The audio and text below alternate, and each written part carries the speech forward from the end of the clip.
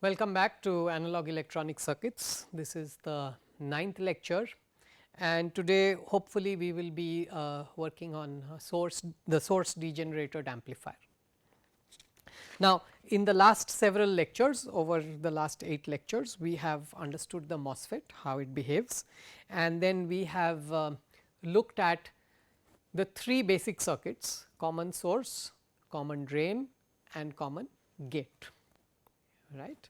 We have examined these 3 basic amplifier circuits.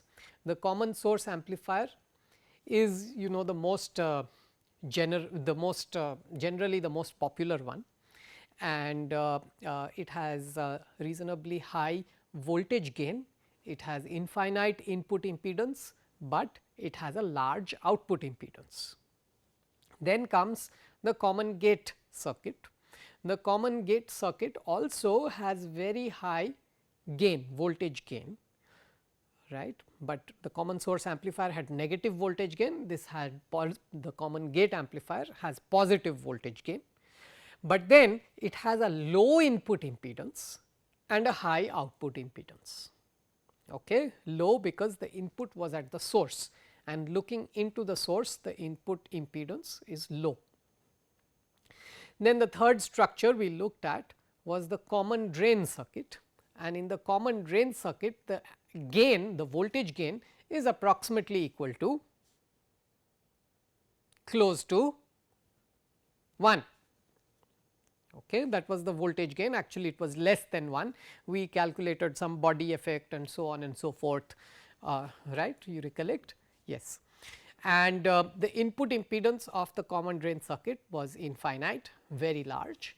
The output impedance was very low because the output was at the source. Remember, the source is the low impedance node, the drain is a high impedance node, the gate is infinite impedance. Okay. So, if you take the output from the source, the output impedance is low. If you apply the input into the source, then the input impedance is low. Okay. Now, and then, so all of this we studied, and then I said that there are 2 important structures that you have to analyze for impedance. One important structure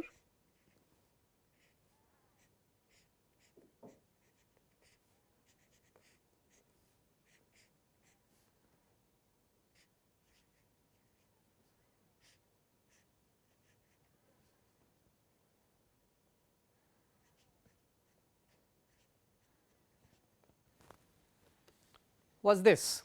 So, looking into the drain when the gate is terminated to ground, when the source is terminated through RS to ground, right, looking into the drain, what is the impedance? This was one question, and a second question which looked exactly similar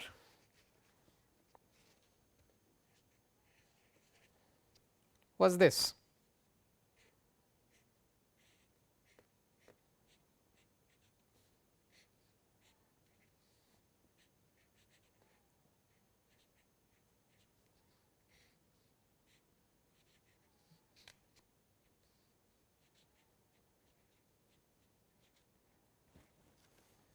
Okay, looking into the source, what is the impedance when the gate is terminated to ground and the drain has RD to ground, right. These are all in the small signal. Okay. And then we did some calculations. We had actually solved this second one, not the first one, right, and this calculation was a little lengthy because it involved some sort of KCL, KVL, let us just quickly do it. So, for example, if I assume that the current going this way is I, when I have applied a voltage V, okay, I have applied a voltage V, let us assume that the current going in is I, and now let us compute the overall voltage. So, let us do a KVL loop like this.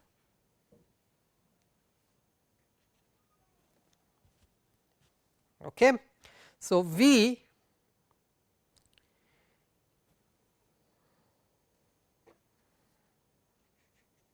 is equal to, this current is also I, right. So, the drop across the resistor is I times R D, and then there is the drop across the source drain of the MOSFET. Okay.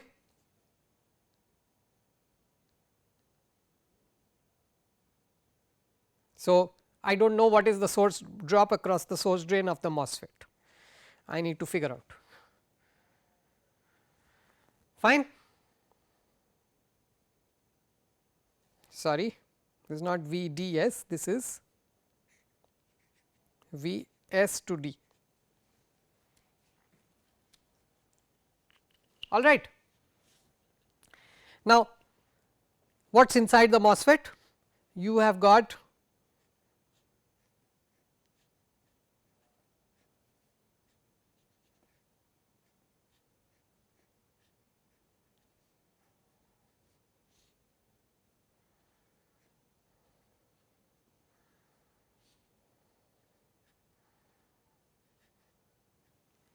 this is the structure.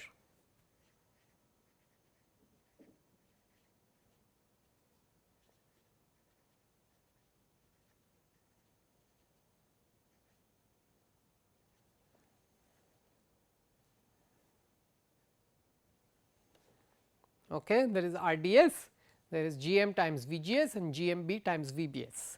And now, inside this, the source is at voltage V, the gate is at ground. So, GM VGS is really minus V. So, let us correct this.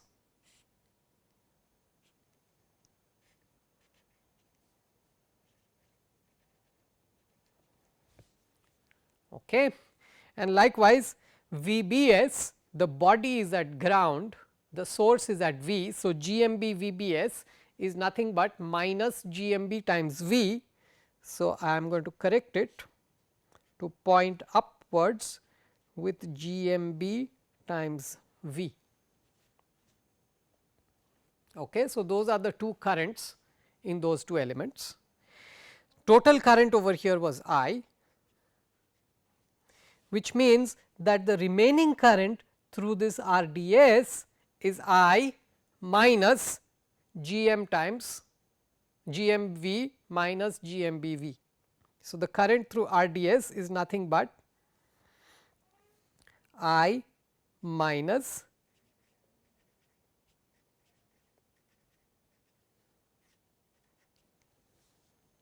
all right, this is the current through RDS, and the voltage drop across RDS is therefore this times RDS, and that is going to be VSD.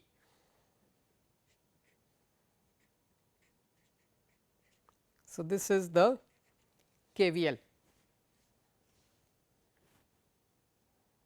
Okay. Now, put all the V's together.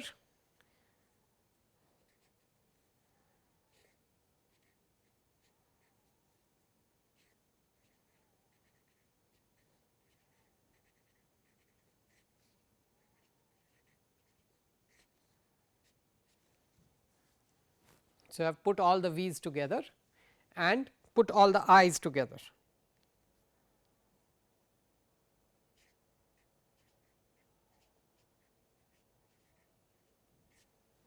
And that will give me V by I, that is the input impedance, is equal to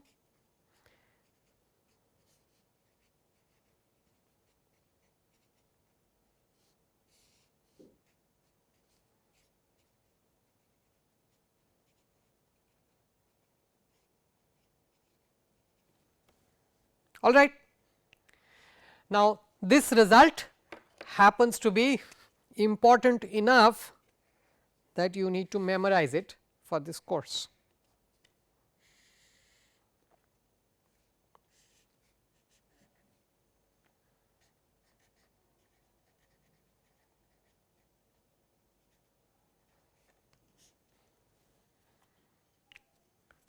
Alright, this result is important enough that you need to memorize it. You also have to memorize the context, that is what was the experiment that was done that gave this answer, that also you have to memorize.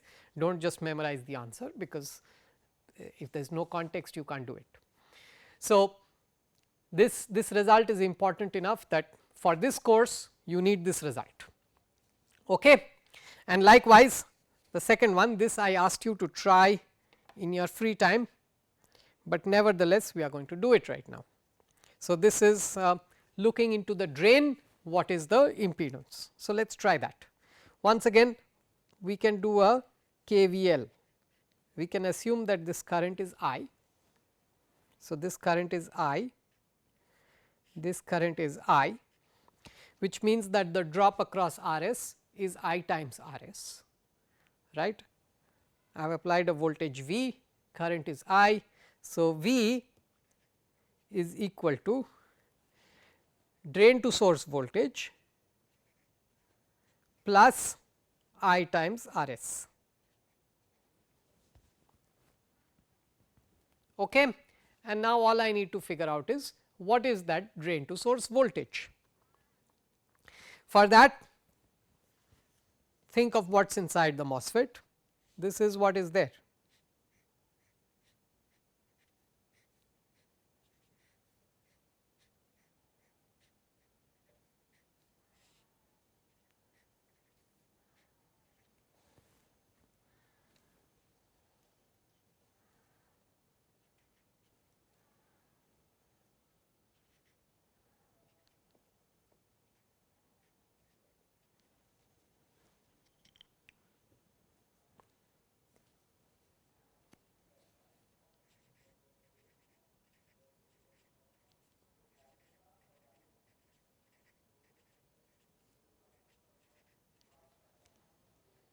That is what is there inside the MOSFET. So, the drain is at a voltage V, source is at I times R s, gate is at ground. So, what is G m times V G S? Source is I times R s, gate is at ground. So, I am going to correct G m times V G S to point upwards, and the value will be G m times R s times I. That is the current pointing upwards. And likewise, this is GMB times VBS, body is at ground, source is at I times RS, which means I am going to correct this to point upwards at, and the value is now going to be GMB times RS times I. Fine. I was the total current through the MOSFET.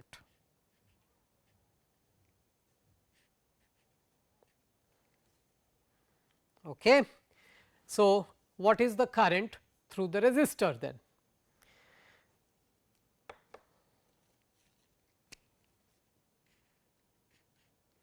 What is this current? This current is nothing but I plus I times GMRS plus I times GMBRS. That is this green, the green current coming through RDS, and therefore, the voltage drop across RDS is this current times RDS, and that is VDS. Okay.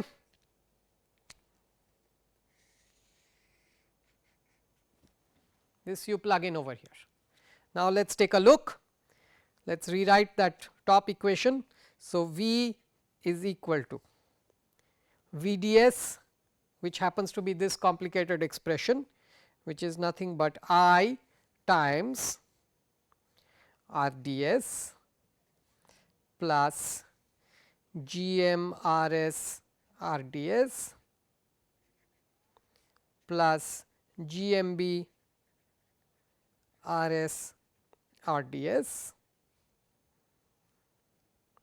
that is VDS, and then I times RS. okay, and then simplify to find out Z D, which is nothing but V by I, and that is R d s plus R s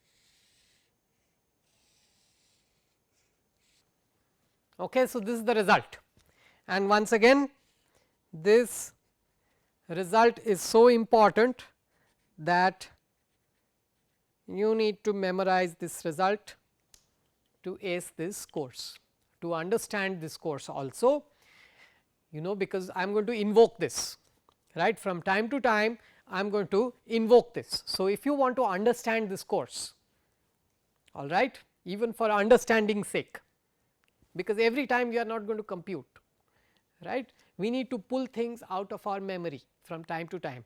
So, therefore, I am recommending, not recommending, I am letting you know that if you want to understand the remaining part of this course, then it is vital that you memorize this expression and memorize this expression, expression 1 and expression 2. Okay. Impedance looking into the source is so much, impedance looking into the drain is so much, right. These two need to be absolutely memorized, because they are vital for you to understand the course. Okay. Am I clear? Memorize these two results right away. Looking into the drain, the impedance is going to be high, it is going to be R d s plus R s plus the gain of the MOSFET G m plus G m b times R d s, that is the intrinsic gain of the MOSFET times R s, what is on the bottom. Okay. So, once again let us look at it, I am trying to help you memorize this. Okay. Let us look at it. You are looking in to the drain of the MOSFET, you see that on the source of the MOSFET there is R s. So, the net impedance is this source impedance plus the intrinsic gain of the MOSFET times the source impedance plus R d s. Source impedance plus the intrinsic gain of the MOSFET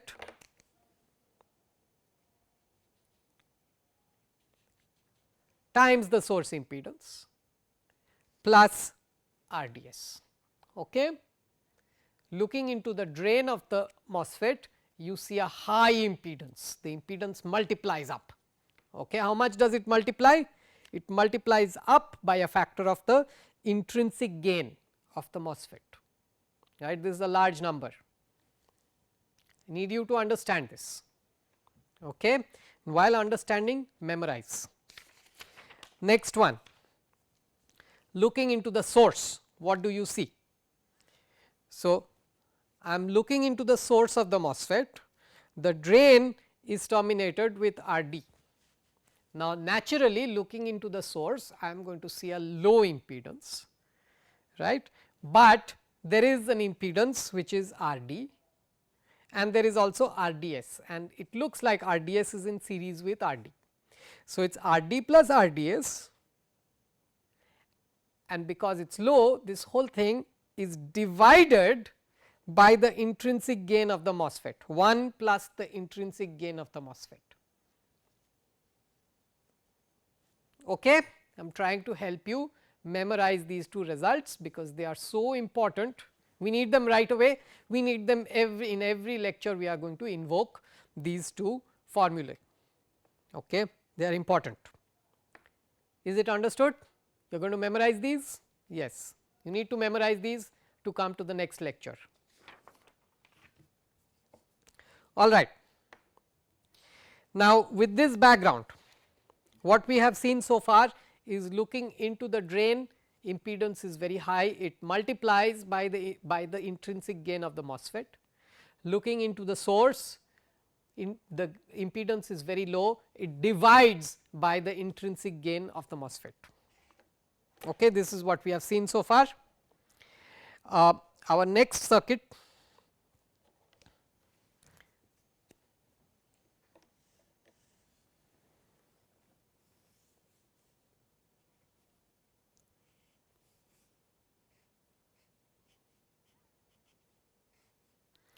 is going to be something that more or less looks like the common source amplifier. But remember, when we studied the common source amplifier, first when we did the biasing,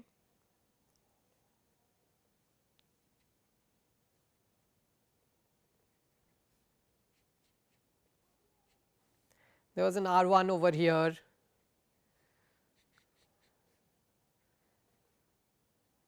there is an R2 over here, right, and then there was RS and there was RD.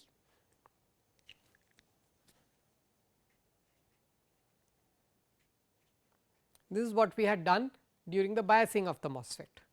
And then what did we do? We had the capacitors to couple the signals, right. So, we had an input capacitor to couple the signal in, we had an output capacitor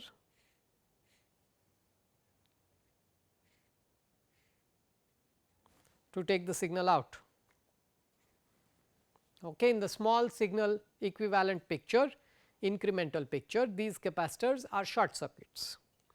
Then we said that RS does not appear in the small signal picture at all, right. It was not there because we wanted to make a common source circuit. So, we wanted to have the source connected to ground. So, therefore, we had placed a capacitor over here across RS.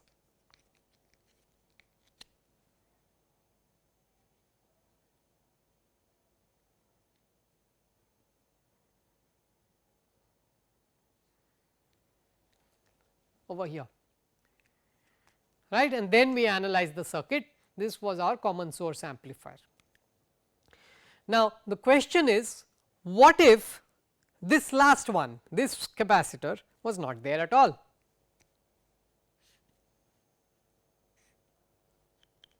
What would have happened? How will you solve this question? Okay. So, the way we solve our questions is by using a Norton equivalent model. So, first of all, let us redraw.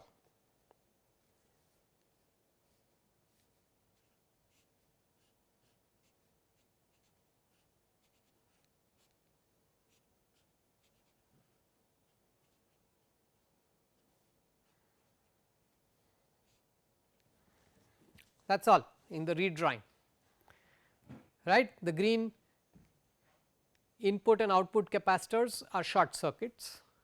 The red biasing resistors come in parallel with the input voltage source and they make no difference to the circuit. All that remains are the MOSFET, RD and RS, and instead of VDD, instead of the power supply voltage, you will have 0 volts over there in the small signal incremental picture. Okay, this is the story so far. Now, the question is, what is the voltage gain? How are we going to find this? We are going to evaluate the voltage gain of this circuit using the Norton equivalent method. How do we use the Norton equivalent method? We are first going to do the short circuit test. We are going to measure the short circuit current and then we are going to measure the output impedance of the circuit. Okay. So, for now let us assume that RD is the load, RD is the load, it is going to be in parallel with the load anyway. If there is some other load RL, then RD and RL are in shunt with each other. So, you will write it as RD parallel RL. So, nothing will change over there. Let us assume RD is outside as part of the load, and let us just look at the bare minimum, that is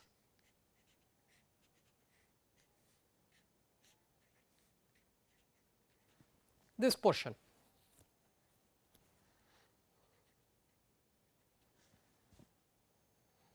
All right. Now, first experiment, I am going to apply V in over here. I am going to connect the output through a short circuit to ground, and the question is going to be, what is this short circuit current?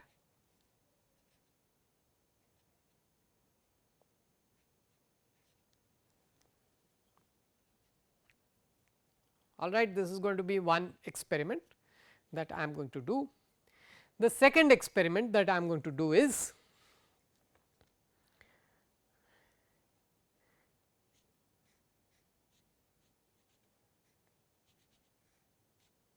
I am going to measure the output impedance, and to measure the output impedance you are going to null all the inputs, which means you are going to connect the gate to ground. This we have just done, right. What is this output impedance? We have just done it. You remember RDS plus RS plus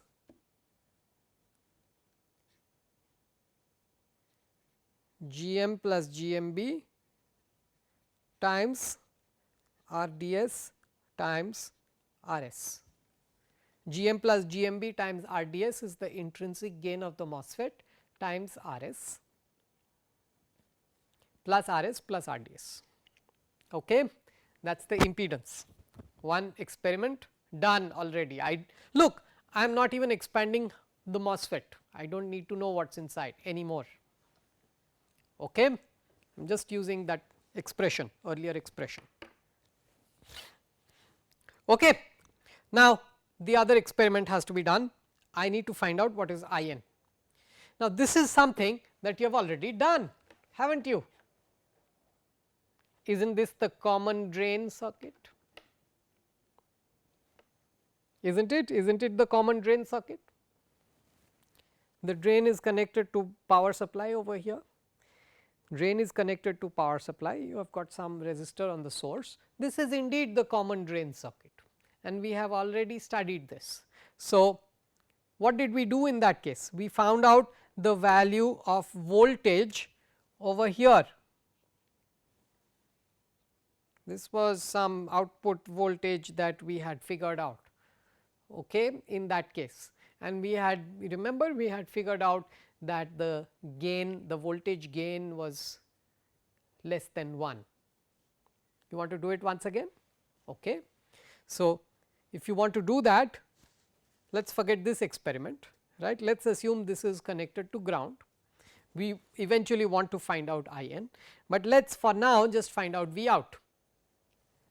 Okay. Now, to find out V out, you are again going to use the Norton equivalent method. What does the Norton equivalent method? What is it? It has two parts, find out the short circuit current and find out the output impedance. So, I look at this node, what is the output impedance? I can look down, I see RS, and when I look up, I look into the source of the MOSFET. RD is 0 ohms to ground, right. So, my formula, this was formula number 2, I am referring to this formula, looking into the source of the MOSFET. RD is 0 ohms, right. So, the impedance is RD plus RDS, RDS plus RD is 0 divided by 1 plus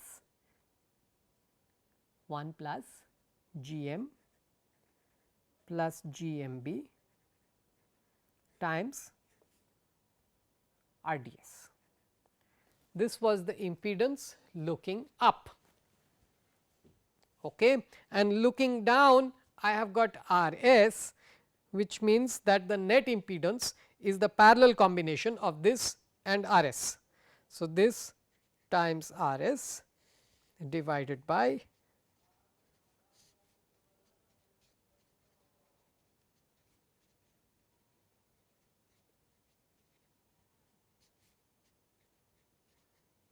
something like this. This was the impedance over there, right. That is done. I am trying to find out this voltage. Okay.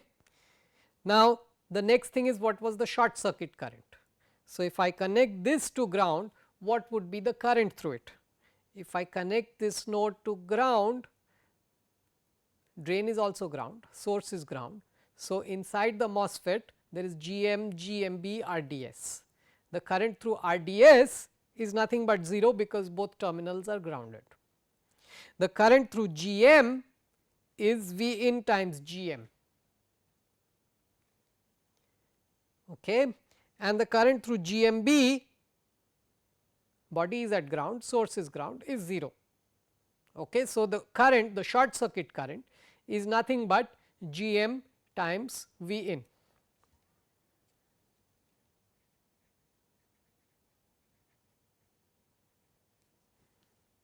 Okay. So, my short circuit current is GM times V in. The impedance at that node is this complicated expression, which means that the voltage over here is nothing but GM times V in times this. Okay. So, this is the voltage. You do not remember a complicated expression, is that it?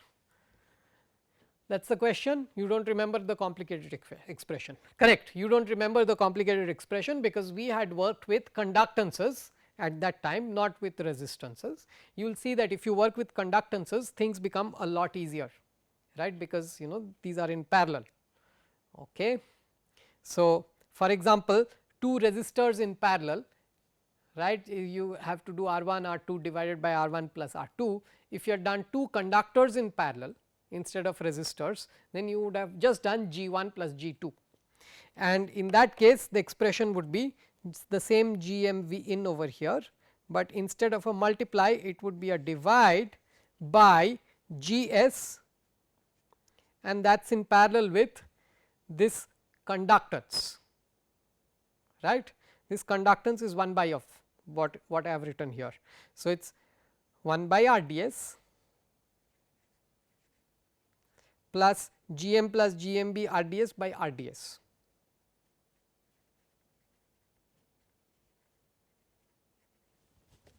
You see, it is a lot simpler, right, if you work with conductances. So, that was the voltage over there.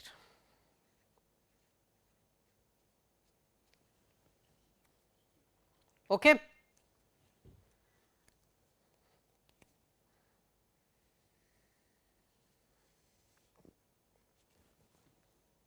So, if that is the voltage, then what is this current? That voltage divided by R s, right, and that is the same as this current I n. So, I n is nothing but this V out, this voltage over here divided by R s or multiplied by G s, whichever way you want to look at it.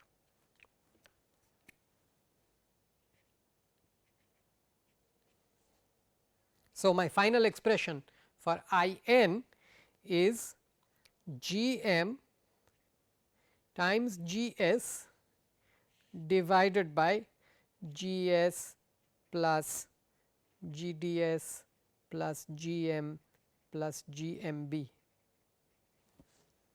That is my expression for I n, and my expression for the output impedance is so much. Okay. Would you like to convert this to G's, to conductances? It would be a bad idea generally to convert this to conductances, because these are all in series, right. but you can do it. Okay. RDS is 1 by GDS, RS is 1 by GS, all right. So, this output impedance is nothing but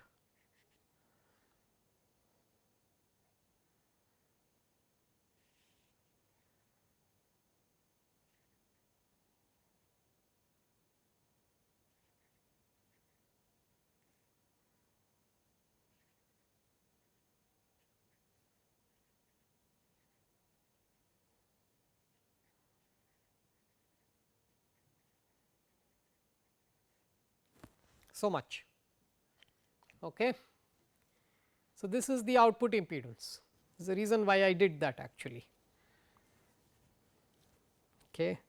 Note this numerator and this denominator are the same, they are the same. Okay. Very good. So, I have the output impedance, over here,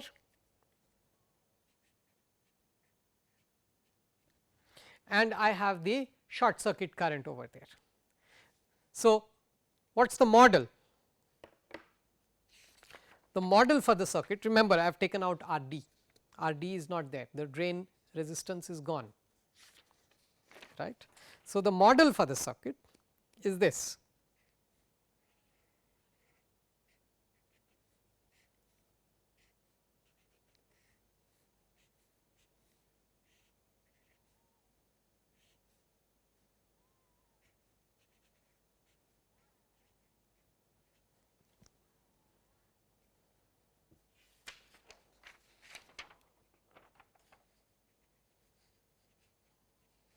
So, these are the two quantities that you have computed. Why is the current pointing that way? Because the current is pointing this way when you measured it, right. So, when you replace this by a short circuit, the current is going to be consistent with your measurement, that is why. This is important what I just said. This you have to maintain consistency in direction, right. This current, when you did this short circuit experiment, the current pointed in this fashion. Over here, if you had a short circuit, instead of RD, the current would go in the same direction.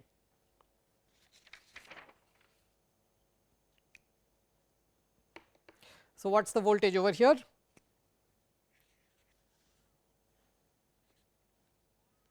I n times minus I n times Z d parallel with R d.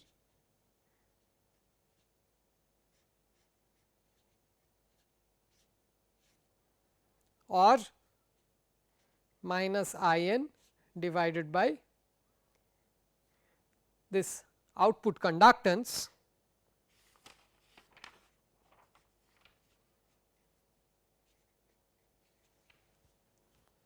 plus G d. And then what is I n?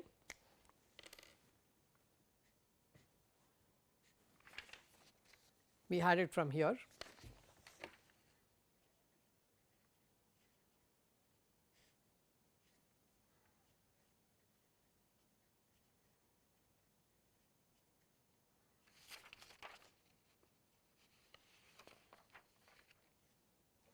That is I n, and what is Y d?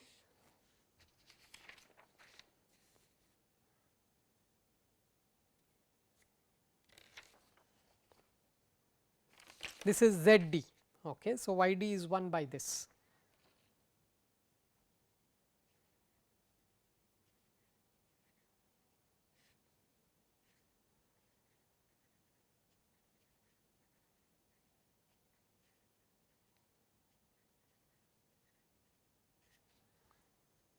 And the drain conductance.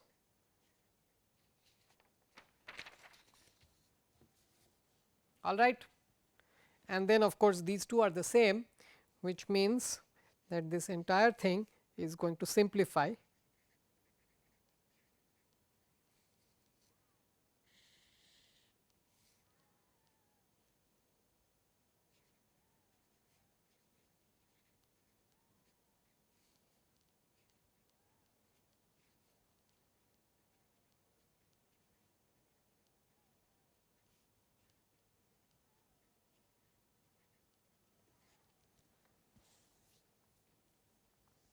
Okay. Is it fine so far? All right. Now, what we are going to do now is we are going to first multiply numerator and denominator by R s, and then we are going to multiply numerator and denominator by R d, okay, just because I want to. So, numerator and denominator, let us multiply both by R s times R d. So, what happens over here when I multiply numerator by R s R d, the G s goes away and R d stays. Denominator, I am going to multiply by R s R d. So, this becomes R d and this becomes R s, all right, and this is where I stop doing work and start interpreting things. Okay. What is the interpretation? So, first of all, G m is supposed to be, if you have done a good job with the transistor, then G m is hopefully large. So, if G m is large,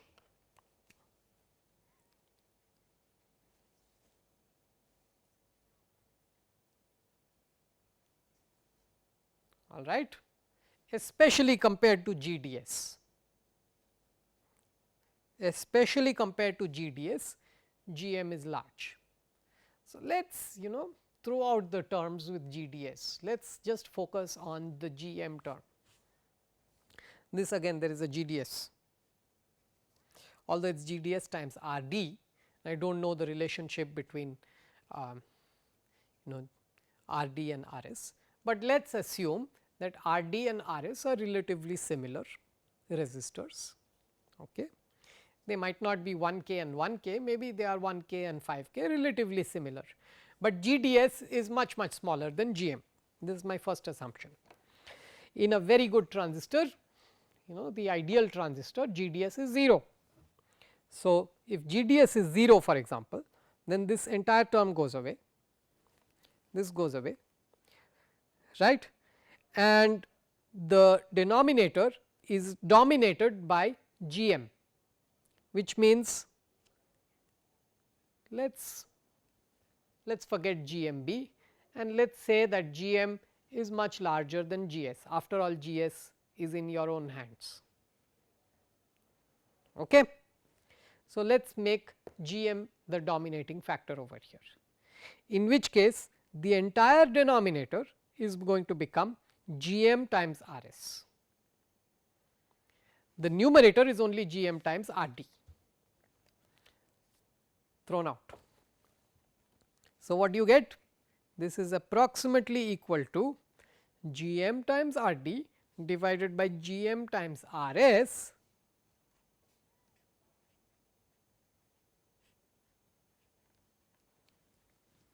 and that is a very nice result.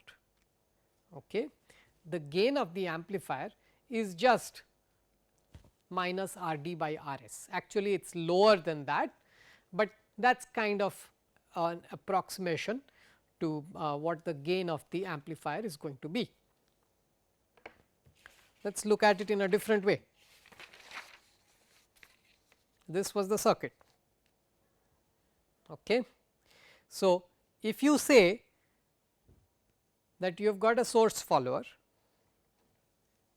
common drain circuit, the drain resistance did not really matter, right, at that time, in which case the voltage over here is more or less equal to V in.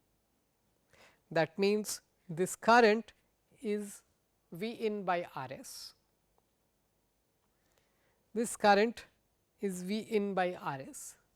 So, the drop across R d is V in by R s times R d, and therefore, the output voltage is minus V in times R d by R s.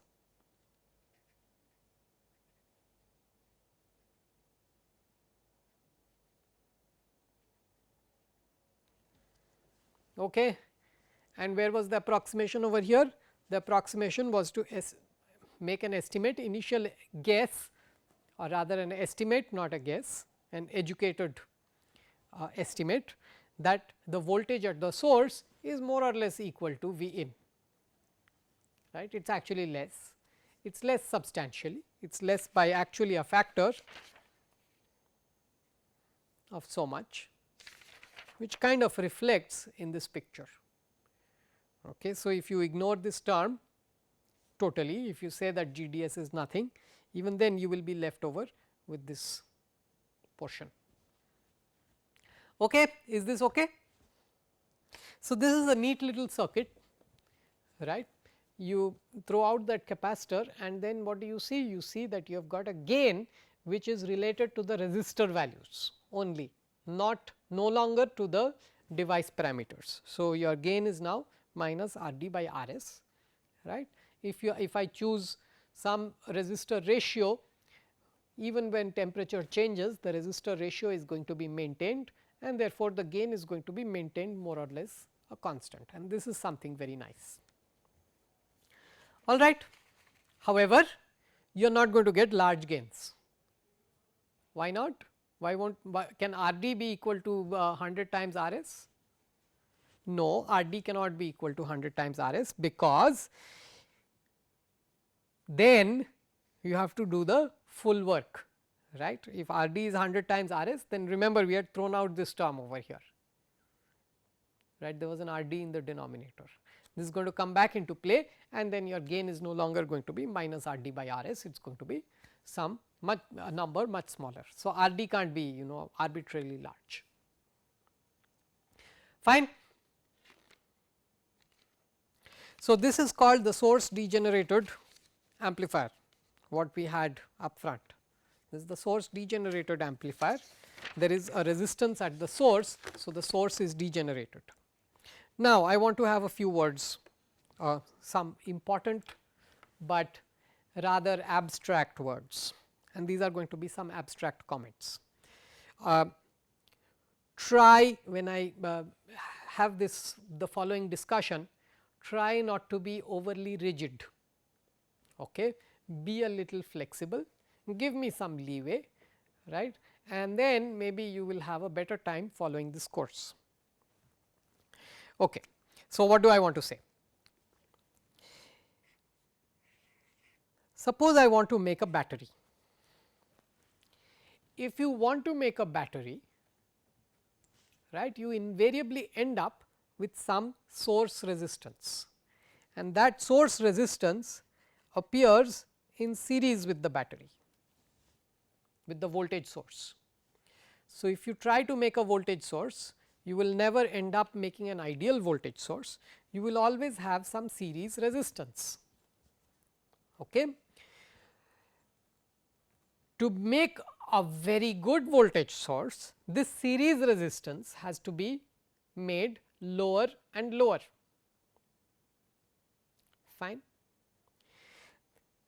How low this series resistance is gives you a quality of how good this voltage source is.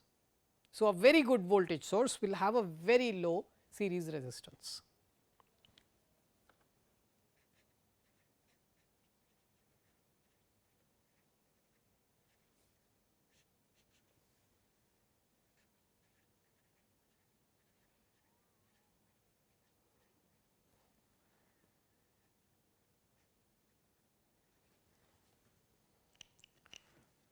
Fine. Is this comment understood? The reason why I said do not be too rigid is because this low, this value low, what is low? This is all subjective. I mean, what I call low, you might call it too high. Okay. In electronics, we call 0.1 ohms as low, but you go to power engineering and you say I have got a wire with 0.1 ohms, they are going to laugh at you. That is not a wire at all. Okay. So, this high and low, this is all very subjective.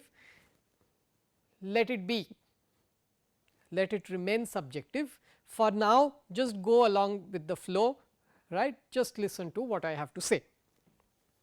So, what I have to say is as follows: if I want to make a voltage source, I need a low series resistance, or in other words, if I make a circuit that has a low output impedance, then it behaves like a voltage source. So, the backwards thing is also applicable. So, if I have let us say a box and I measure the Thevenin equivalent or Norton equivalent impedance of this box, right, and if this output impedance is low, then that means this box behaves like a voltage source. Is this okay? All right. Next,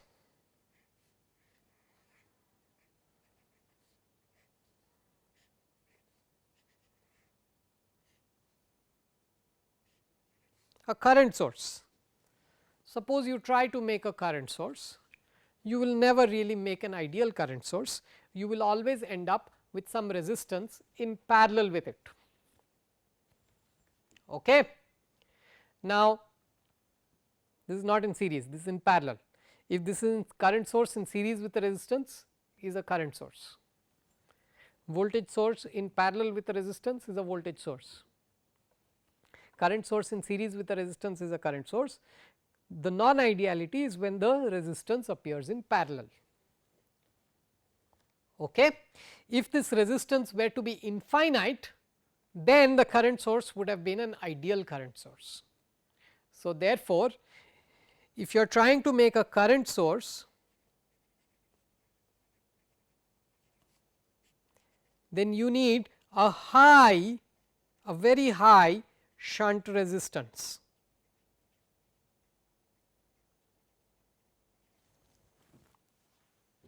Okay.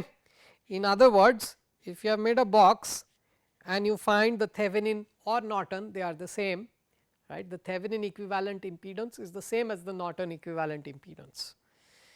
If you find out this output impedance of this box and find out that it is high, again low and high, these are all relative terms and subjective. Okay. So, keep it that way, let us keep it subjective, let us keep it relative. When the output impedance is high, I am going to call this box a current source. Is this okay? Is this understood? Very good. So, low output impedance, it is a voltage source, high output impedance, it is going to be a current source. Then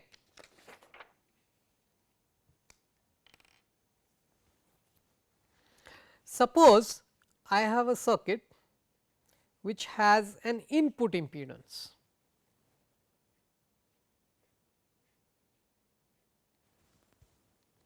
Okay, this is my circuit, and then you know it has some control mechanism, maybe it is a control voltage, control current, whatever it is. Okay. So, it could be a controlled voltage source or a controlled current source. Now, suppose this impedance is very high.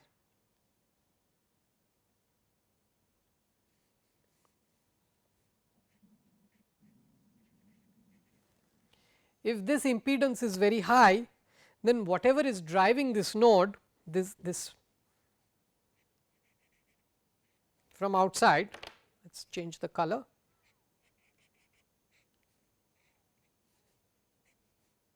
Maybe it is a voltage source is driving this node, or maybe it is a current source that is driving the node, it does not matter. Whatever is driving the node, this if it is a voltage source driving the node and this is a high impedance, then this voltage is the same as this voltage. So, you know the voltage over here, the voltage over here does not change because of the impedance over here, right. So, we call this voltage control.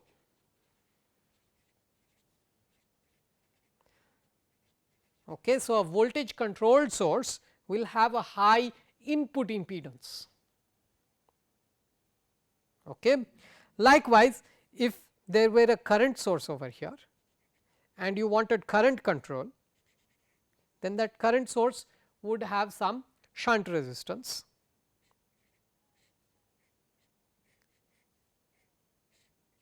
And this is the input of your box. Okay, the current source has some shunt resistance. Now, if you want the current over here to be equal to the current source value, then this impedance should be high or low?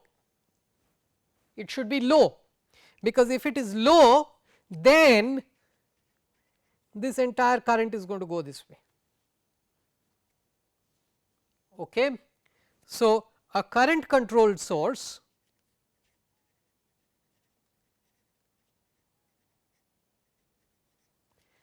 has a low input impedance, and now you combine.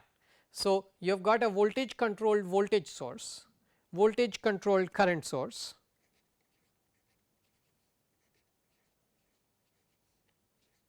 current controlled voltage source, and current controlled current source. These are the 4 controlled sources that you have learnt, right. Voltage controlled voltage source,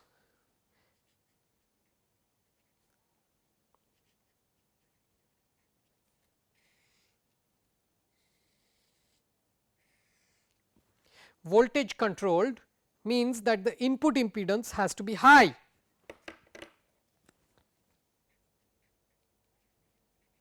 Voltage control means the input impedance has to be high.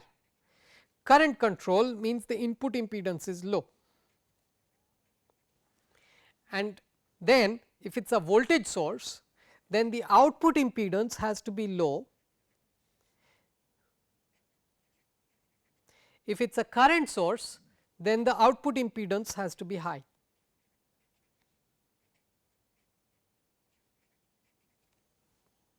All right.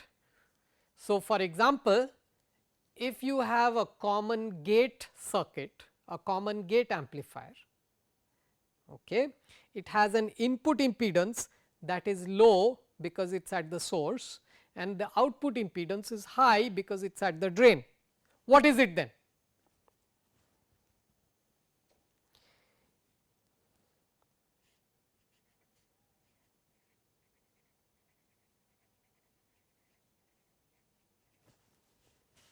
All right, input impedance is low, output impedance is high. So, we should not look at the voltage gain at all, because it is a current controlled current source. Okay. Then if it is a common drain circuit, the input impedance is very high, the output impedance is very low.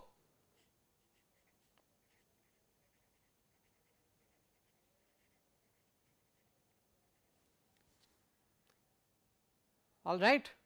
If it is a common source circuit, then the input impedance is high, the output impedance is high.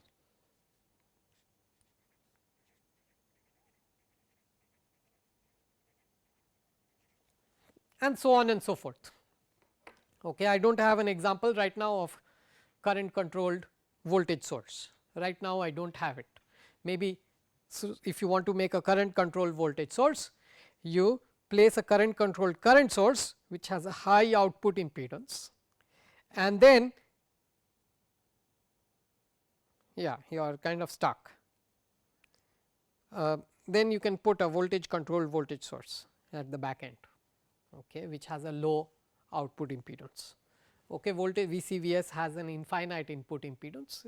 So, this high output impedance will not matter. Okay. So, you could do something like that. But anyway, I just want to give you a, this was a relative picture of how, what is a current source, what is a voltage source. It is a relative matter, it is totally subjective whether a source is going to behave like a voltage source or a current source. It is relative, right. It all depends on the impedance of the source. Okay, thank you very much. See you in the next class.